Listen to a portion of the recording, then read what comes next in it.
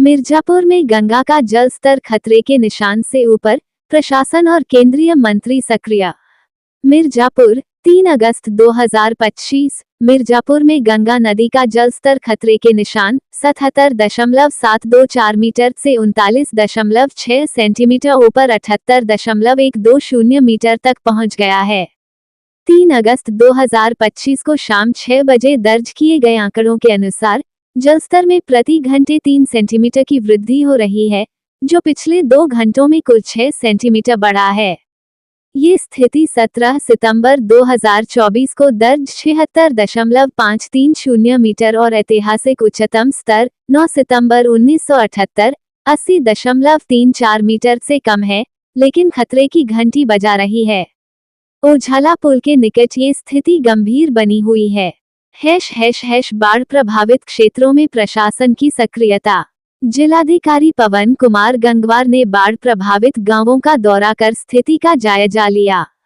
चुनार तहसील के बगही, बेला और नगर क्षेत्र के लाल दरवाजा जैसे क्षेत्रों का निरीक्षण किया गया। इस दौरान उन्होंने मोटरबोट से ग्राम बेला में एक डूब रहे व्यक्ति ओम प्रकाश 52 वर्ष की जान बचाई। जिलाधिकारी ने राहत शिविरों में रहने, खाने और सोने की व्यवस्था सुनिश्चित करने के निर्देश दिए। साथ ही पानी उतरने के बाद फसलों के नुकसान का सर्वे कर उचित मुआवजा दिलाने का आश्वासन दिया। चुनार तहसील में 82 गांव बाढ़ से प्रभावित हैं, जिनमें 41 गांवों में फसल और आवागमन, 39 में केवल फसल और 2 में आबादी व फसल प्रभावित हुई है। राहत कार्यों के लिए 15 छोटी, 10 मझोली, 5 बड़ी नावें और 18 मोटरबोट तैनात की गई हैं। जिलाधिकारी ने नावों की संख्या बढ़ाने और राहत शिविरों में सभी सुविधाएं सुनिश्चित करने के निर्देश दिए।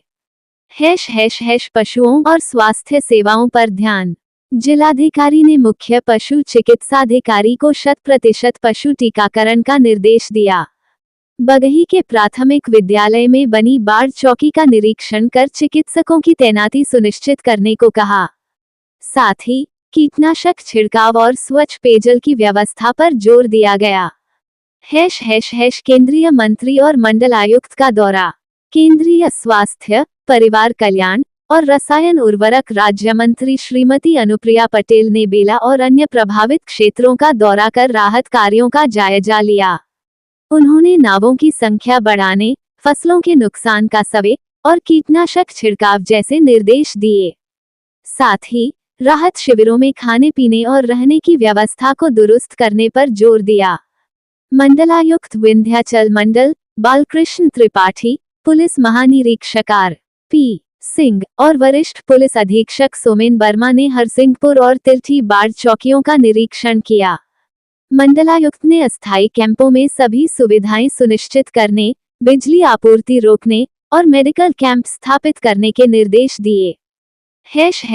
राहत कार्यों की स्थिति। जिले में 30 गांवों में 35 नावें, 19 मोटरबोट, 16 साधारण संचालित हैं। 50 अस्थायी राहत शिविर चिन्हित किए गए हैं, जिनमें अलग अलग शौचालय, सामुदायिक किचन और स्वच्छ पेयजल की व्यवस्था है। 37 बाढ़ चौकियों पर राजस्व, स्वास्थ्य, पशुपालन और पुलिस विभाग के कर्मचारी तैनात हैं।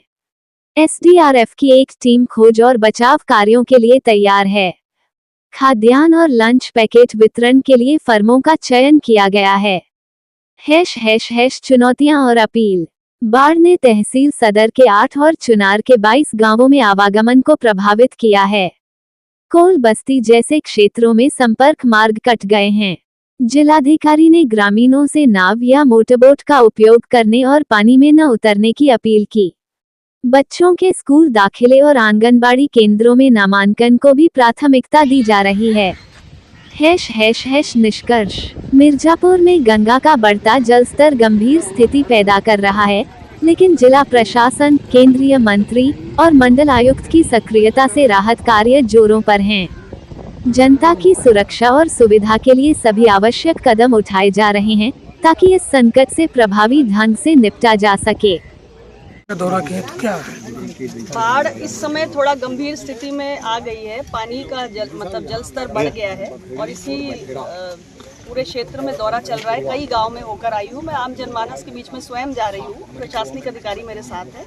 जनता से मैं पूछ रही हूँ कि जो भी सरकार ने व्यवस्थाएं दी हैं, जैसे आवागमन के लिए कहीं नाव की व्यवस्था कहीं मिल पा रही है, नहीं मिल पा रही है, पानी कहाँ तक पहुँचा है, लोग घरों में हैं या घर छोड़ के जा रहे हैं, बाढ़ चौकी कहाँ स्थापित की गई है, खाने पीने से लेकर महिलाओं पुरुष के रहने की क्या व्यवस्थाएं हैं, उसका पूरा जायज़ा लेने के लिए आई हूँ। और साथ में जो हमारे स्थानीय लोग हैं उनसे बात करके जो भी उनकी समस्याएं हैं उसे मौके पर मैं निर्देश भी दिया है।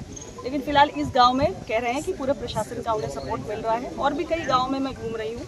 हमारी कोशिश है कि जितने भी प्रबंध शासन ने किए हैं हमारे नागरिकों के लिए बाढ़ राहत के उद्देश्य से, वो सारी सुविधाएं आम जनमानस तक पहुँचे।